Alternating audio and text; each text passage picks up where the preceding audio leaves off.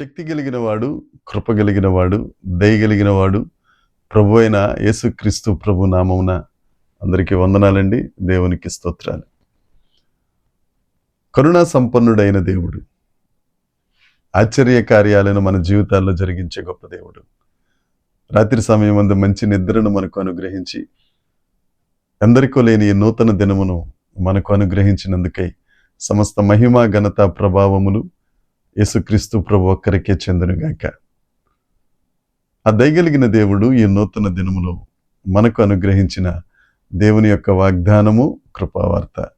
ఆదికాండ గ్రంథము 21వ అధ్యాయము 1వ వచనం. యెహోవా తాను చెప్పిన ప్రకారం శారాను దర్శించెను. యెహోవా తానిచ్చిన మాట చొప్పున శారాను గూర్చి చేసెను.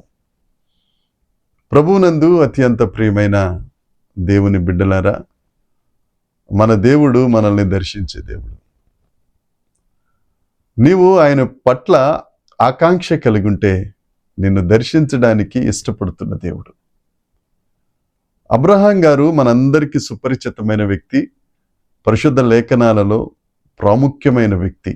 అయితే అబ్రహాము విశ్వాస యాత్రలో అబ్రహాం గారితో కూడా శారా పాలిభాగస్తురాలు. అబ్రహాము శారాల ఏక మనసు కానీ, దేవుని చిత్తాన్ని నెరవేర్చే విధానం కానీ, వారి పట్ల ఉన్న ప్రేమ కానీ మనందరము గమనించవలసిన విషయం.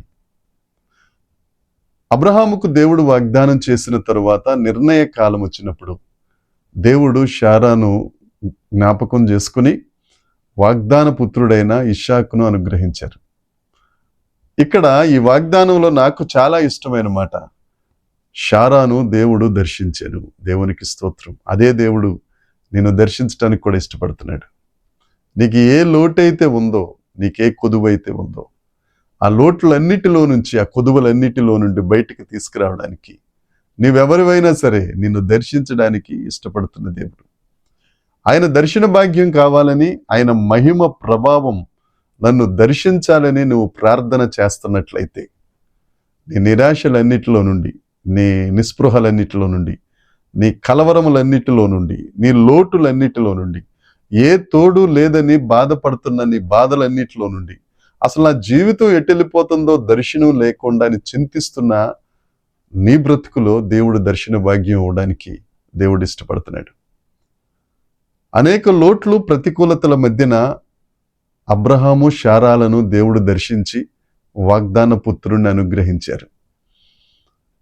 వారికున్న నమ్మకం, వారికున్న విశ్వాసం మనం కూడా కలిగి ఉన్నట్లయితే, ఆ దేవుని మీద మనసు నిలిపినట్లయితే, తప్పక శారాను దర్శించిన దేవుడు నిన్ను కూడా దర్శిస్తాడు.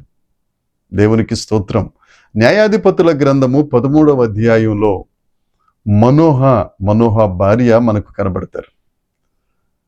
ఒకనాడు పొలంలో పని చేసుకుంటా ఉన్నప్పుడు మనోహ భార్యకు ఒక పురుషుడు, ఒక దైవజనుడు కనపడి, నీకొక కుమారుడు నీ గర్భాన జన్మిస్తాడు అని జరగబోయే భవిష్యత్తును తెలియజేస్తే ఆమె తన భర్తకు చెప్పింది. భర్తకు సరిగా అర్థం కాక మరొక్కసారి ప్రార్థన చేసి, దేవా, నా భార్య దగ్గరికి ఏ దైవజనుడైతే, ఏ పురుషుడైతే వచ్చి కుమారుడు కలుగుతారని తెలియచేశారో ఆ దర్శన భాగ్యం మరలా ఒక్కసారి నాకు కలుగ చేయవా అని ఇష్టపడి ప్రార్థన చేస్తే, మనోహ ప్రార్థించినట్లుగానే మరలా దైవజనుడు వచ్చాడు. తన భార్యకు చెప్పిన దర్శన భాగ్యం, ఆ దర్శన వివరం మనోహ కూడా తెలియజేశాడు. దేవుని యందు ప్రియమైన సహోదరి సహోదరులారా, నువ్వు దర్శనం కావాలని ఇష్టపడి దేవుని దగ్గర ప్రార్థన చేస్తే నిన్ను దర్శించడానికి ఆయన ఎప్పుడు సిద్ధంగానే ఉంటారు. నయోమి మనందరికీ బాగా తెలుసు.